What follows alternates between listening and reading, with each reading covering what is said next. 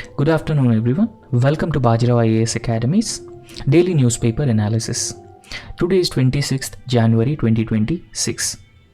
And first of all, I would like to wish everyone a happy Republic Day. And my name is Surya, and these are the important topics that we're going to discuss today. And before discussing all these topics, I have a very important prelims practice question for today. And this prelims question is based on an important article which has been given in the Hindu newspaper, which is the Donre Doctrine. And this Donre Doctrine is actually an extension of the Monroe Doctrine. So therefore, the question is on Monroe Doctrine. So try to answer this question in the comment section, and tomorrow I'll give you the answer, and I will also explain what exactly is a Monroe Doctrine and its extension of Donre Doctrine. Right, so here are the options have been given, so try to answer this question in the comment section. Right, so let's discuss all these topics, and the first important topic is India-UAE relations, and it is a symbol of stability, substance and strategic union. Now understand that recently UAE president paid an official visit to India. Now we'll understand that what is the significance of this visit and how India and UAE have been strengthening their bilateral relations and how they have achieved this strategic convergence over a period of years, and what is exactly the potential of India and UAE relations and how UAE is important for India's overall development. Right, now in this context, now let's understand very briefly, if we can introduce this topic. Now understand that there is a geopolitical crisis that has been taking place, and this geopolitical crisis can be rightly described as a significant churn in the global and regional geopolitics. Now understand why this geopolitical churn at the global level. It is because US unpredictability and uncertainty. US under Donald Trump making threats to Greenland. US capturing Maduro of Venezuela, and US also imposing tariffs on other countries, fractures within NATO. So because of all these reasons, we could say that there is a significant churn at the global level and even regional geopolitics as well. So at the regional level, if you look at Middle East, the Middle East is a conflict prone area. We all knew about that. Now at this point of time, the relations between India and UAE are important and significant for their stability because they have achieved a remarkable stability, continuity and even a steadily deepening.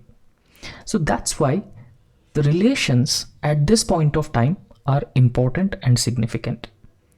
Now understand that recently a brief official visit has been paid by United Arab Emirates President Sheikh Mohammed bin Zayed Al Nahyan. And in fact, he came to India in January 2026, and it reaffirmed the robustness of the partnership between India and UAE. However, the relationship between these two countries has evolved into a comprehensive and a future-oriented strategic partnership. Already, India and UAE are strategic partners, and they further deepening their relationship, extending it to multiple areas: trade, commerce, connectivity, technology, space, education, in all these areas. So therefore, they have been further deepening the comprehensive strategic partnership that they have signed. In recent times, 11 official or high-level visits were paid by the leaders of both countries. It further helped strengthening the relations between these two countries. Now let's understand how the relationship has been further widened or deepened, or you cannot say the widened, but how the relationship between these two countries have further deepened. Now in fact, there is a leadership level continuity in relations between both India and UAE, and there is existing a political trust as well. Both India and UAE have signed comprehensive strategic partnership agreement in the year 2017. Comprehensive strategic partnership agreement was signed in the year 2017. And right from the comprehensive strategic partnership between these two countries, there were some high-level engagements, and these high-level engagements further deepened the relations between India and UAE. Now, in fact, In recent times, the crown princes of both Abu Dhabi and Dubai came to India. And in fact, they came to India at the invitation of Prime Minister Narendra Modi. So therefore, it actually highlights the continuity of the relations between India and UAE. And at the same time, how the next generation is also playing a very important role in further continuing the relations with India. However, this continuity has lent the durability and resilience which is actually required to strengthen and sustain the relationship in the longer term, and it also helped to achieve that strategic depth which is actually required to further strengthen the relationship. However, if you look at the defense and security cooperation between India and Middle East, particularly United Arab Emirates, recently when United Arab Emirates president came to India, so he signed a letter of intent towards a strategic defense partnership. And this letter of intent towards strategic partnership has been signed by both India and UAE. So particularly because of changing security dynamics in the West Asia, in this backdrop, this letter of strategic partnership and strategic defense partnership has been signed. Now in this context, both India and UAE are strongly committed to fight against terrorism. So that means they committed to counter terrorism and they condemned all forms of terrorism. Now understand that India is particularly concerned about the cross-border terrorism sponsored by some countries, particularly Pakistan. So therefore, India, one of the priority is counter-terrorism. Now in this context, UAE and India strongly committed one another to counter terrorism and in any forms.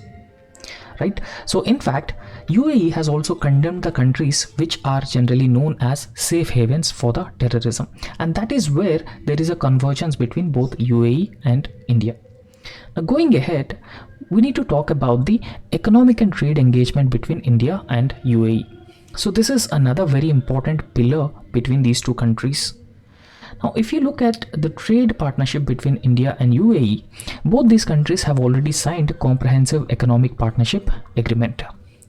Now, this comprehensive economic partnership agreement was signed in the year 2022, and it helped substantially strengthen the trade and commerce relations between these two countries.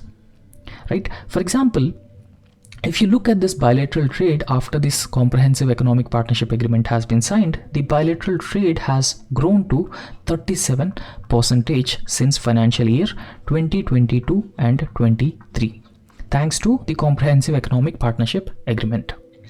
Now, if you look at the trade dynamics between India and UAE, India's exports increased to $36 billion to UAE, and India imported 64 billion.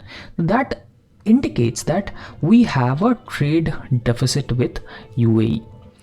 Now, even though we have a trade deficit with UAE, we are optimistic that going ahead we could further strengthen the trade and we could further minimize this trade deficit with UAE as well.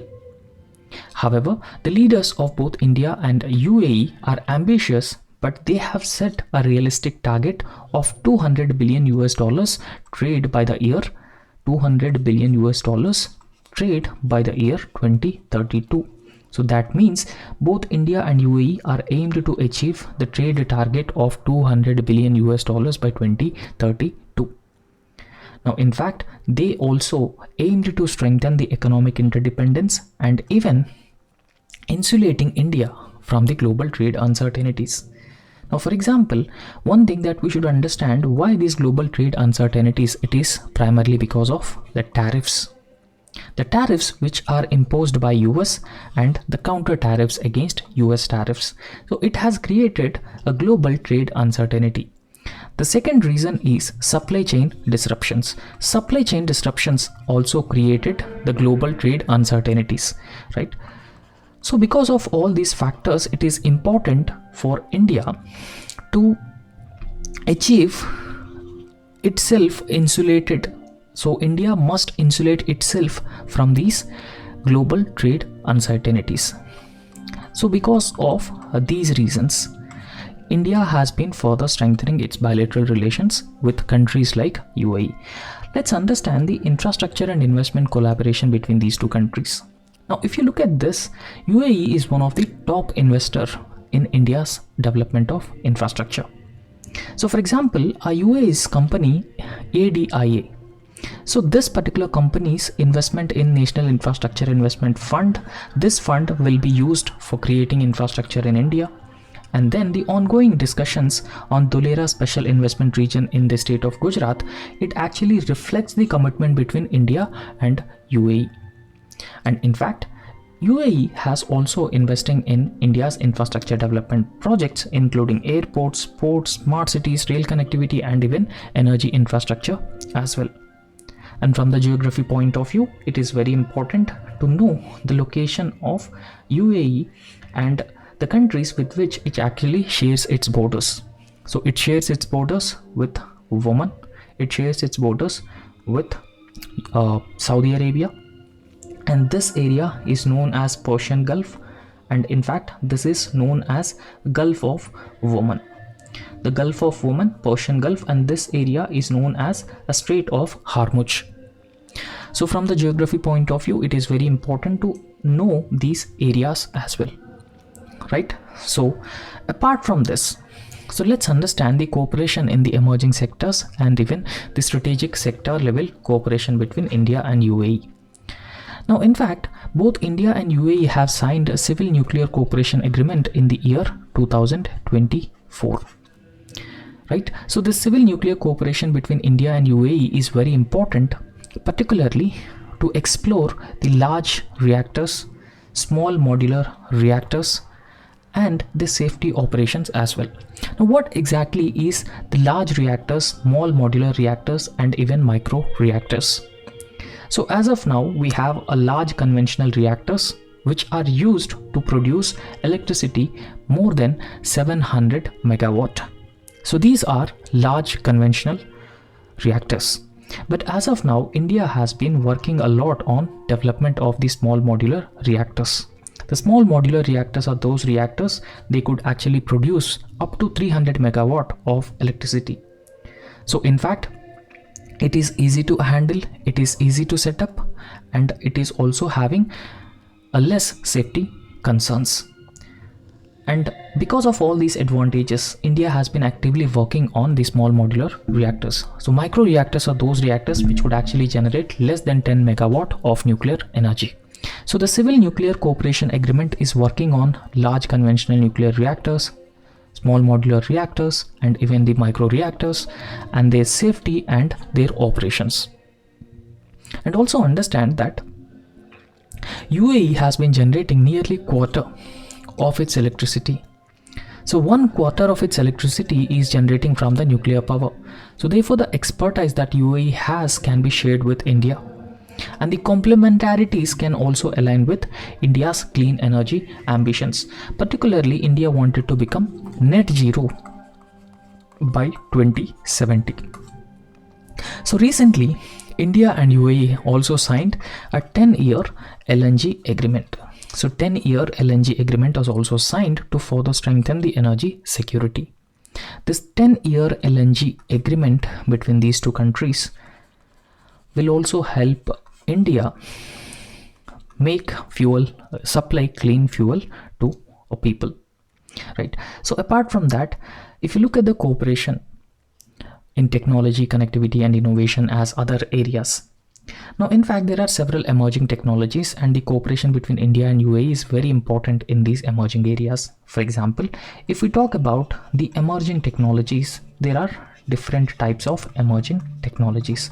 One is artificial intelligence, space as a domain, and both these countries are cooperating in space, and supercomputing, semiconductors, and then data embassies that they're going to create, and even digital trade corridors as well. There are several initiatives such as Bharat Mata at Jebel Ali, Bharat Africa Setu, and even virtual trade corridor, which aim to enhance the micro, small, and medium enterprises exports and even regional connectivity as well. So apart from that, there is a very important corridor which is India, Middle East, Europe Economic Corridor. Now this India, Middle East, Europe Economic Corridor is going to connect India with Middle East and then with Europe. And this is a very important corridor to further strengthen India's trade and commerce. It will improve India's connectivity to Middle East and Europe. Now in this connectivity corridor, UAE is going to play a very important role.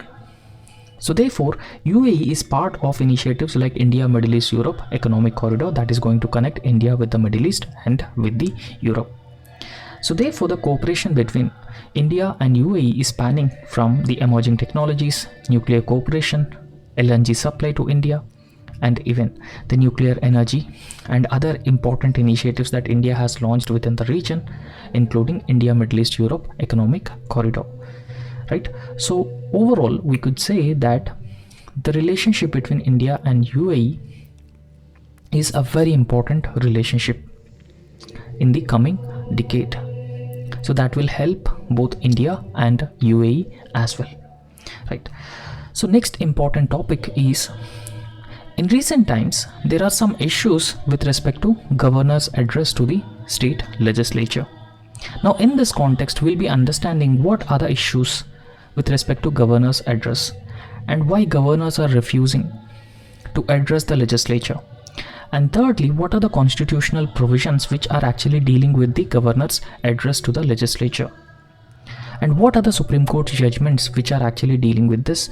So everything we are going to understand in detail. But let's first understand the context of it. So recently, Tamil Nadu State Governor R.N. Ravi refused to address the state legislature. Now why he refused to address the state legislature? Because in fact, understand that this address is prepared by the Council of Ministers. So address is prepared by the Council of Ministers, and this address consisting of all the policies and the schemes of the government. So therefore, Tamil Nadu Governor R.N. Ravi is actually having some issues that he don't agree, which are mentioned in this governor's address, which is prepared by the Council of Ministers. So sometimes he may not read those issues where he is having disagreement with the government, or sometimes he is not even addressing the state legislature. Now understand one thing, that we all knew that governor is a constitutional head of a state. Governor is appointed by the president in every state.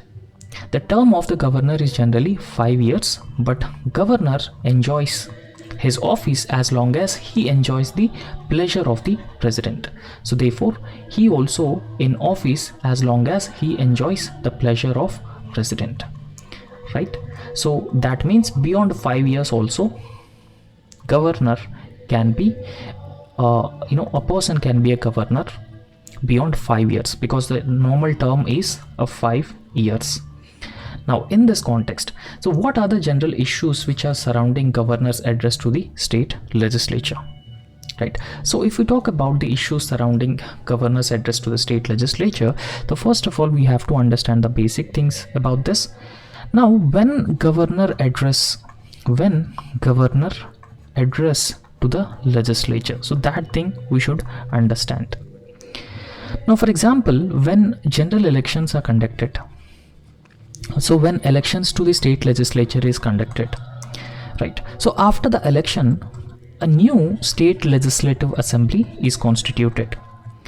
The first session of the newly constituted state legislative assembly, governor will give his or her address. Right. So this is the one instance where governor address the state legislative assembly.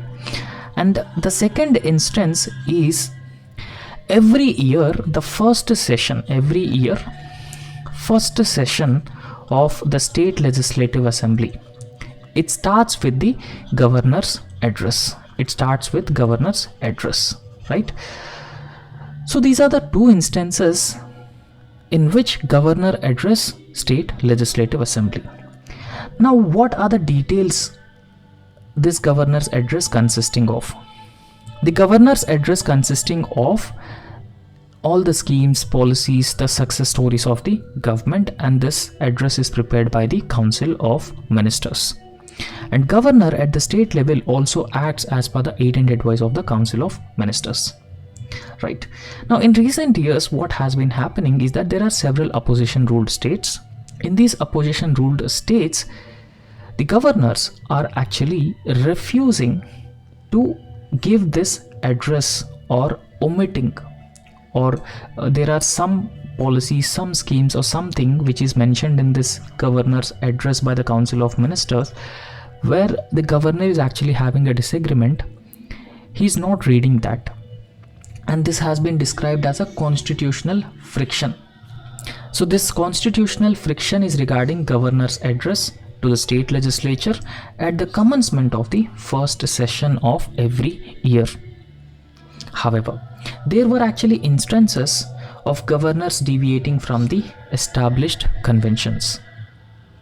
Right? So therefore, all these things have raised the constitutional and political questions about the scope of governor's role within India's federal framework. Right?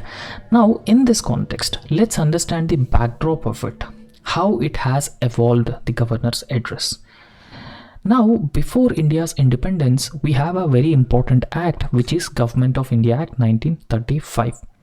Now, in this Government of India Act 1935, there is a section called Section 63. So therefore, the practice of governors addressing the legislature is traces back to the Section 63 of the Government of India Act 1935, which was passed during the colonial period.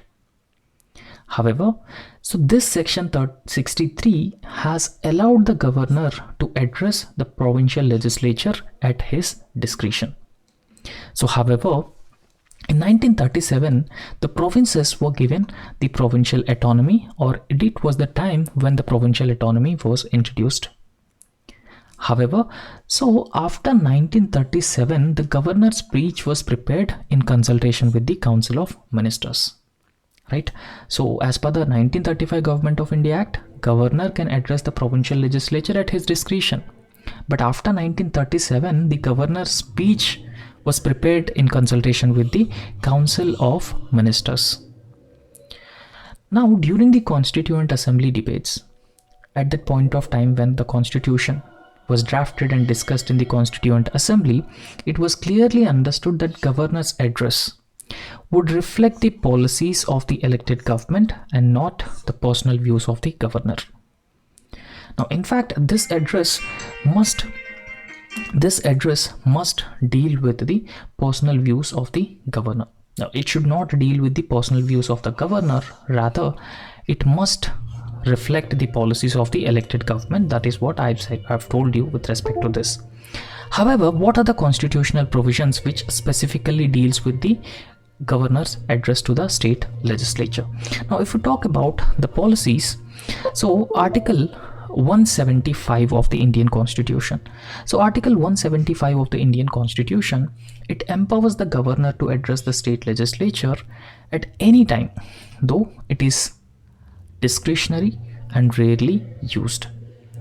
And Article 176 of the Constitution, it mandates that governor to address the legislature at the commencement of the first session after each general election and at the first session of every year. So this is actually the practice which is followed by the governors. However, as I have already explained, that this address is prepared by the Council of Ministers, and therefore this actually outlines the policies, schemes, achievements, successes and future roadmap that the government is going to follow. However, the Constitution also provides a motion of thanks. So once governor delivers his speech, then a motion of thanks will be introduced in the concerned house. Based on the governor's address, a motion of thanks will be introduced in the house, and the house must pass this motion of thanks. Therefore, it enables the legislative debate and accountability of the address of the governor. Now, in this context, what are the judgments of the Supreme Court? Now, if you look at the judgments of the Supreme Court, so Supreme Court has consistently clarified governor's role as a constitutional head. For example, there are two important cases. One is Shamsher Singh versus State of Punjab 1974. Now in this case, the Supreme Court held that governor must act on the aid and advice of the Council of Ministers. That means whatever the Council of Ministers have been mentioned, provided in the governor's address, so governor must read the address. And the second one is Nabam Rabia versus Deputy Speaker 2016 case. Now in this case, the Supreme Court has stated that governor's address under Article 175 and Article 176 must be delivered as advised by the elected government or the Council of Ministers. Now apart from that, all the details with respect to governor have been given here. The eligibility criteria, the constitutional status, powers, functions, all the details. You just pause the video and go through these details. Now what are the contemporary challenges in this governor's address? Now if you look at the contemporary challenges, there has been a deviation from this constitutional practices which are mentioned in Article 175 and Article 176 of the Constitution. There is a clear deviation from these two articles. For example, recently Tamil Nadu Governor R.N. Ravi has refused to read out or give the governor's address in the state legislature, and this has been also seen in the states like Tamil Nadu, Kerala and Karnataka. Now in these states, what the governors did was governors generally skipped portions of their address and refused to deliver it altogether or even substituted with the personal remarks as well. So therefore they cannot, or they are not allowed to give the personal views in this governor's address. They are not allowed to skip some of the content of it. They are not allowed to altogether skip this, right? So all these things actually undermine Article 176 of the Constitution, which is the mandatory in nature for the governor. Now what will be the implications of this on federalism? Now in fact, understand that the governors swear oath on Article 159 of the Constitution to preserve and defend the Constitution and constitutional provisions. However, if governors are going through the selective reading of the governor's address or refusal to deliver the address, it actually erodes the constitutional morality. It violates Article 176 of the Constitution. It violates the oath of the governors. And in fact, it also violates the legislative functioning and even weakens the cooperative federalism as well. However, this is a trend that is commonly seen in the most of the opposition ruled states, which is generally not acceptable. So however, in recent time, the frequency has been increasing. So that has been highlighting the challenges for the cooperative federalism or a healthy federalism.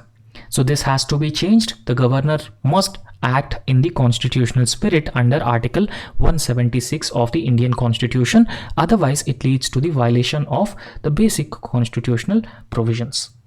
Right? You could see here Tamil Nadu Governor R.N. Ravi, he's just walking out of the state legislature without giving a governor's address prepared by the Council of Ministers. Right. Now, the next very important topic is India and European Union Free Trade Agreement. So let's understand the context of this free trade agreement very briefly before going into the details. Now understand that, so India is going to celebrate the 77th Republic Day. And every year, India actually invite chief guests to the Republic Day event. Now this year, India invited two dignitaries as a chief guest to 77th Republic Day. Now we have already discussed this in previous classes as well. Now the first chief guest is European Union Council President Antonio Costa, and second one is European Union Commission President von der Leyen. Right? So therefore, European Council President and European Union Council President and Commission President. Right? So European Union Council President is Antonio Costa and European Commission President Ursula von der Leyen. So they are going to become the chief guest of the 77th Republic Day Summit. And this is also at the important juncture that India and European Union are going to sign a historic free trade agreement. Hopefully, the free trade agreement negotiations will be concluded by January 26 or 27, and then India and European Union might also sign a free trade agreement very soon, and that is going to benefit both India and European Union. And in fact, if it is signed, then this free trade agreement is considered as mother of all free trade agreements.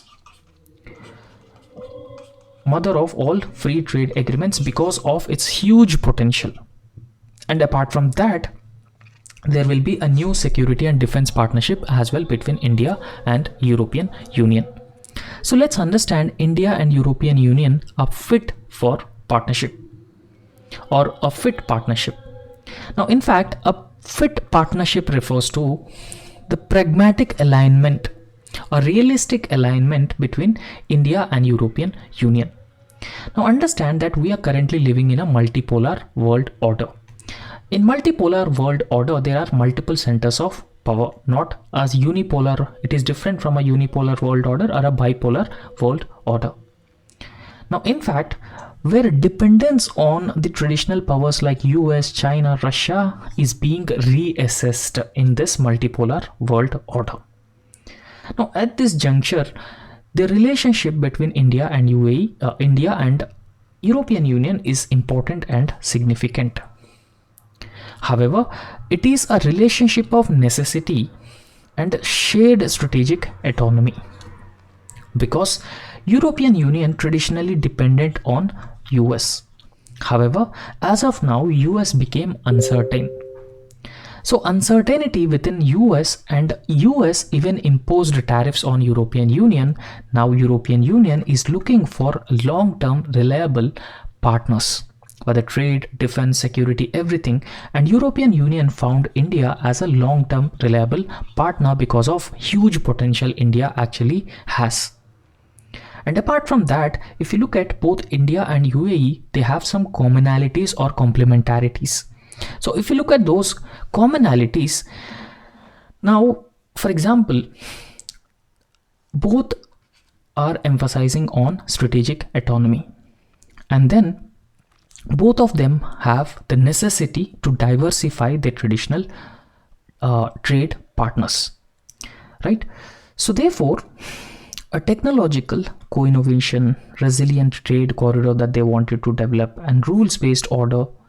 So all these factors are some of the commonalities that these are the areas where they have the necessity to cooperate. So therefore, if you look at the current trends in India and European Union trade agreement, understand that for India, European Union is the largest trading partner in terms of goods, because the bilateral trade has already reached around $136 billion US, and in fact it is a huge trade between India and European Union. So the bilateral trade has already reached $136 billion. So therefore, understand that European Union views India as a large market and a country with a huge potential. And at the same time, for India also, it is a very, very important trading partner. Right. So trade in services hit a record of $53 billion US in 2023, and Indian IT and professional service export leading the growth. However, the European Union is one of the largest foreign investors in India, because if you look at the foreign direct investment that has been coming from European Union to India in 2023, it amounts to 140 billion euros. And in fact, over 6,000 European companies have invested or they are operating in India. So without a doubt that this free trade agreement is going to benefit both India and UAE. And in fact, the trade is also shifting from the traditional commodities to value added items. For example, electronics, machinery, specialty chemicals. So therefore, it has been reflecting India's China Plus One strategy. Right. What exactly is this China Plus One strategy? Now understand that most of the European and US companies, US plus European Union companies, are located within China. So Apple or other major tech giants are located within China. Why? Because there are several reasons for that. For example, cheap labor is one reason, skilled labor is another reason, and China has been also providing all other incentives, infrastructure. So these are the reasons that why most of these European Union, US companies are located in China. But after COVID-19 pandemic, because of the supply chain disruptions, and apart from that, the Chinese intentions also, the European Union and US are come up with this China plus one strategy. So based on this China plus one strategy, all the companies which are located in China, they will shift their manufacturing bases, their assembling units out of China to other countries. For example, India could be an alternative to China because India is also having a huge demographic dividend. It is a good market. It is also having cheap labor, skilled workforce. It is also now providing infrastructure incentives. So why don't we shift companies from China to India? Why don't we shift these companies from China to any other country, for example, Indonesia, Vietnam, so Malaysia, so all these countries. So India is a very important country in this China plus one strategy. The bilateral merchandise trade has grown by 36% over the last 5 years, outpacing India's trade growth with the US. Right. Now, in this context, understand the opportunities in India-European Union Free Trade Agreement. There are several opportunities.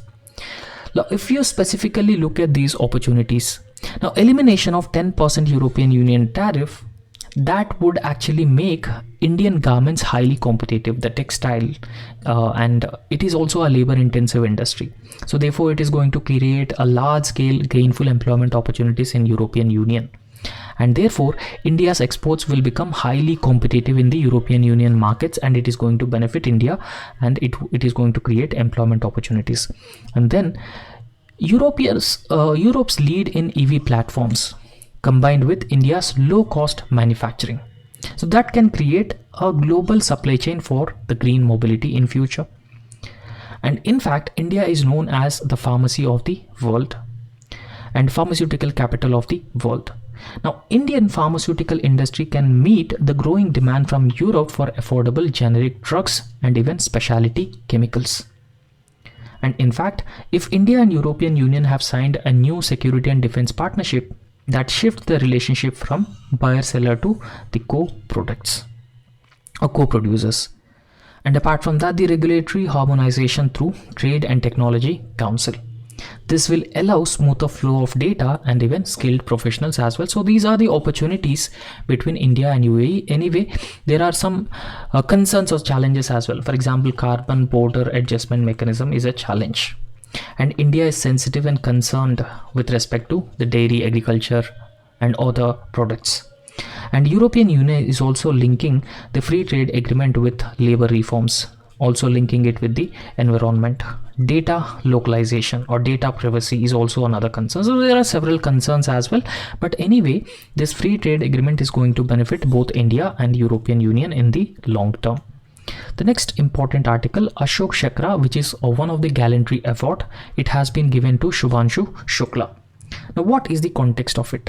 The context of it, the President Draupadi Murmu on January 26, 2026, conferred India's highest peacetime gallantry award, which is Ashoka Chakra, to a group captain Shubhanshu Shukla.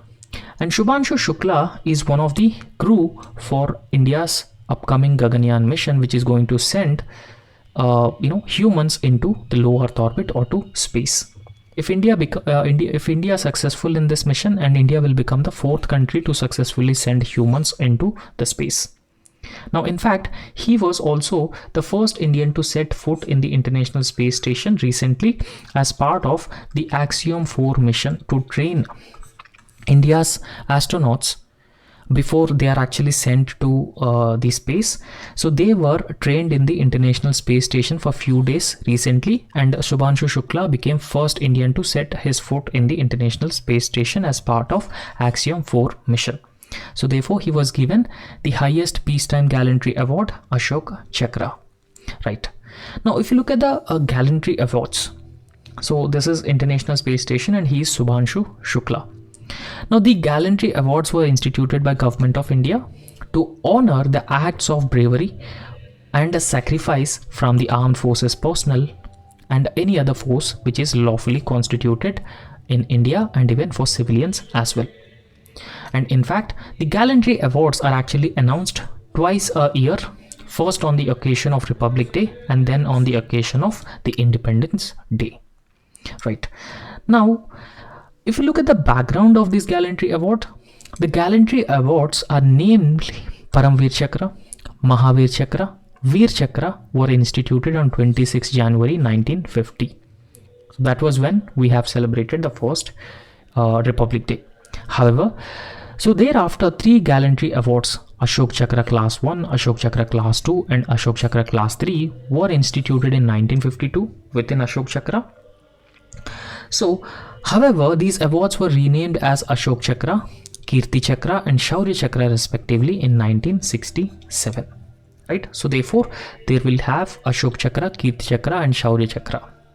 So the Ashok Chakra Class 1, Ashok Chakra Class 2 and Ashok Chakra Class 3 were renamed as Ashok Chakra, Kirti Chakra and Shaurya Chakra. Right. So if you look at the order of precedence from the first to last, so from the order of precedence, these awards, Paramveer Chakra is the first or the top award, and then Ashoka Chakra, Mahavir Chakra, Kirti Chakra, Veer Chakra and Shaurya Chakra. So all the gallantry awards can also be given posthumously after the death as well. Right, so these are the awards, and these are wartime gallantry awards and these are peacetime gallantry awards. So that's all for today, and thank you so much. So please subscribe our YouTube channel and also like the video. Thank you.